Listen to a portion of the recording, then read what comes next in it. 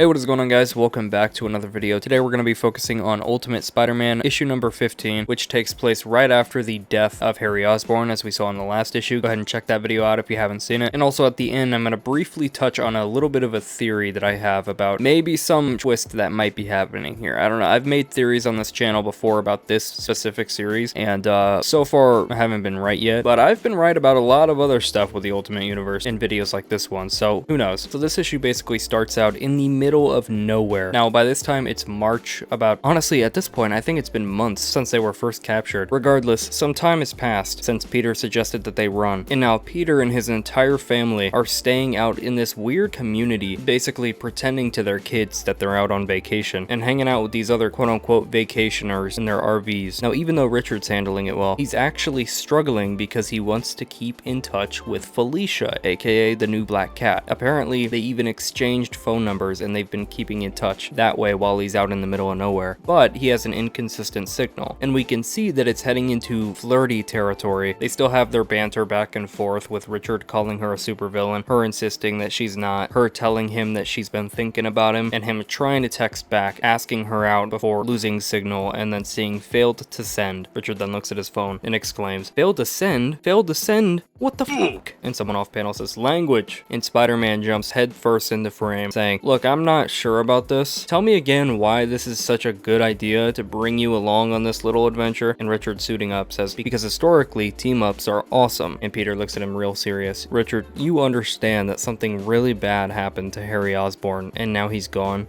"Yes," Richard says. "Well, the truth is, I want to protect you from things like that forever. But whether I like it or not, at some point you're gonna be your own man." "Well, hold on. I do still have this suit," Richard responds. "Yeah," Peter says. "Now that you mention that, let's have a chat about it." "That's what we're doing." "I'm not talking to you, son." "Yeah, I think he's talking to me," the suit chimes in, and Peter starts giving him the rundown. "There's a couple rules I want to go over. These are for Richard when he's wearing you. He told me that you've been practicing, and that you can take over his body and his actions if things start to go south, if he's in over his head. So, if you're ever making a choice between saving me or saving him," and the suit cuts him off, "Yes, Peter, I will. Remember, I'm modeled after you. I do what you'd do. I think the same way. No matter what, I will always put him first, and I would never do anything to put him in jeopardy." And Richard chimes in, "Can I just say that you guys are really taking all of the fun out of this?" We then jump ahead a little bit in time, and after simply swinging through the canyons, just looking around, exploring, they come across this abandoned military base. They both swoop down, do their superhero landings, and Richard says, "Spooky, quiet," and Peter doles out some advice. "No doubt. Actually, that's your first lesson. If you ever get a bad feeling about anything, assume something is wrong, even if you don't see anything." Richard then cuts him off. "Dad!" And a massive hand made out of sand reaches in and grabs Peter, sweeping him off the ground, and we see this massive, monstrous version of Sandman. Just then, an automated voice over the speaker system on the base says, "Entity consolidation detected. Charging up." And we get this countdown. 3, 2, and then Peter gives out some more advice. "All right, Richard, lesson number 2. Be ready for anything. Stay on your toes, because you never know when you're gonna need to act fast." And he starts swinging from this large tower in the center of the base, and this automated speaker keeps counting down all the way to 1 before this tower sparks up with red electricity and shocks Sandman, disrupting his form and sending him back to just regular sand. Peter then drops to the ground. "What the fuck was that?" Richard asks. "Language," Peter says. "And I have no idea." The hand then swoops in again and then picks him up once more. "Yeah, I don't think we should—" "Oh, fuck," Peter says. "Language," Richard chimes in. The speaker system chimes in again with another countdown before charging up again. But this time, Sandman actually tries to stop it, tries to break it, can't do it with his own hand, so he just starts hitting the tower with Peter. Sandman then loses his form again, and Peter lands on his back. "I feel like I'm not doing anything on this team up, Dad," Richard says, helping him up. "Tell me what to do." "I don't even know what's going on, Richard, except that tower keeps blasting him apart." And the suit chimes in, "It's a containment device, if I had to guess." Sandman then swoops in and picks him up again, hitting him against the tower over and over, just trying to break it. And Richard looks up, examining it while talking to the suit. "So what happens if we turn this thing off?" "Well, Richard, that tower seems to be the only thing keeping the creature at bay. Every time it assumes a human form, it quickly reduces to particles." "Okay, so if we turn it off, then he'll what? Be an even bigger monster or be free?" "Well, it might be the second second one, but free to do what? Well, how about to stop using my dad as a hammer, for starters? And the suit says, good point. Can you stop it? Richard asks, and the speaker system starts counting down again. Yes, do it. And Richard grabs the tower at the base, and the suit starts taking over with the black symbiote. Can I call it a symbiote at this point? Like, it's basically the same thing, right? Completely swarming every inch of this tower and powering it down completely, allowing Sandman to maintain this form and turn back into a human. Oh, thank God I'm back, he says. And we see the human form of Ultimate Marco. You alright? Richard asks. I have several broken things, but you did good. I'm proud of you. Nice save. And both Richard and the suit say thanks enthusiastically. I just hope this was a good idea. And soon enough we realize it was, as Marco starts to tear up. Those are the first words I've been able to say in almost 3 years. You saved me. And Sandman starts recalling everything that led up to this, giving us the rundown on his backstory. And literally the entire thing simply comes down to him being too curious. He snuck onto this base because he heard rumblings of illegal experiments going on there. Just a random guy. And almost immediately, these what look to be AIM soldiers take him as a captive and start doing experiments on him. And they just turned him into the earth. They turned him into sand. And after they saw what he had become and what they did to him, and figured out that there was a way to keep him from being a solid state again, they built the tower to keep him from reforming. And that's why you saw that countdown before it affected him and dissolved him, so that he could never really become a human and, you know, talk about what he experienced or what he saw. But it wasn't like he was dead and a body could be traced back to him. And then they just up and left, abandoned the military base like we saw at the beginning. And Peter chimes in, so if I understand you correctly, you can transform yourself into literally anything, like any shape or whatever? And Sandman says yes. Cool. Then maybe next time, instead of using me as a bat, spell out the word help or save me or literally anything else instead of bashing my head against a tower. Just an idea. And Sandman's like, huh.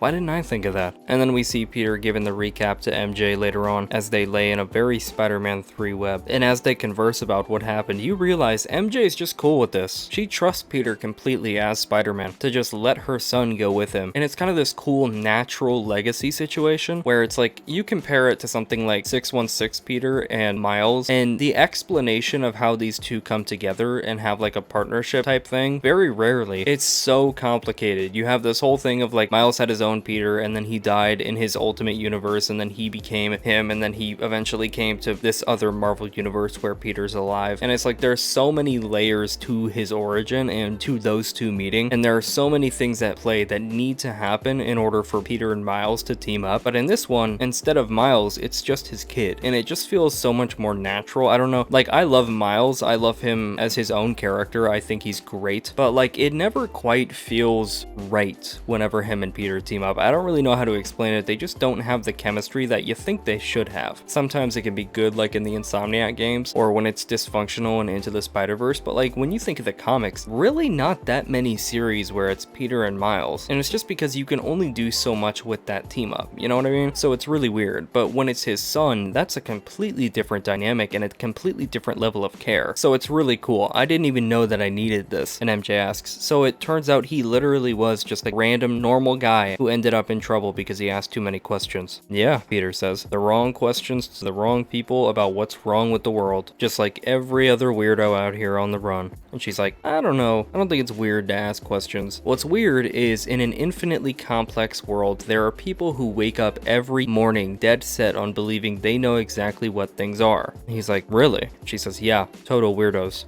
And he asks, have you tried Gwen? Yeah, straight to voicemail. But she was there at his funeral. I saw the pictures online. We then see what it's like back in the city with Jonah and Ben as they're dealing with the ramifications of what they've done. And we see that Kingpin and Wesley and some of the Bullseyes actually visit them at their office. He has Wesley hand them a folder. What is this? Ben asks. Tomorrow the Daily Bugle is running a story about the reckless owner and operators of the paper. I am here on their behalf to see if you wanted to make a comment. And Ben's like, what did you do? And we see these crime scene photos of a bunch of different random men laid out on the ground, killed. What you are looking at are various well-sourced police and forensic reports confirming the deaths and murders of a not so insignificant number of people who all happen to share the same name, Ben Reilly. So, the real question is, what did you do? You killed every Ben Reilly in New York? Jonah asks. No, Kingpin answers. I belong to a global organization. We killed every Ben Reilly in existence. Why? Ben asks. You write a story and you think you're changing the world. You tell the truth and you think it matters. This is me telling you, it does not. I just wanted you to know that I'm an admirer of your work. But strong words elicit a strong response. And is this supposed to what? Make us quit? You already killed everyone. It's never going to happen. We're not stopping. If anything, we'll double down. Good, Kingpin says. I don't want you to stop. You give me something to point to pick apart, reframe, ridicule. I want you to keep going. You're a useful tool to separate us from them. You actually help further our plans. And Jonah says, your plans? Really? You know what? I heard that if you want to hear God laugh, tell him about your plans. And Kingpin looks at him with a grin. Well, here's what you don't know. I work for God. So please, he says, walking out the door, continue what you're doing. Continue being a useful distraction. But stop hiding behind fake names. You'll just get other people hurt. And as he leaves, Wesley stays and says, so, care to make a comment for the record? Ben and Jonah look at each other. Sure, Ben answers. When all this is done, and when wrongs have been righted, the shadow will be lifted. And when that happens, I'm the one who's gonna write the obituary. And you can quote me on that.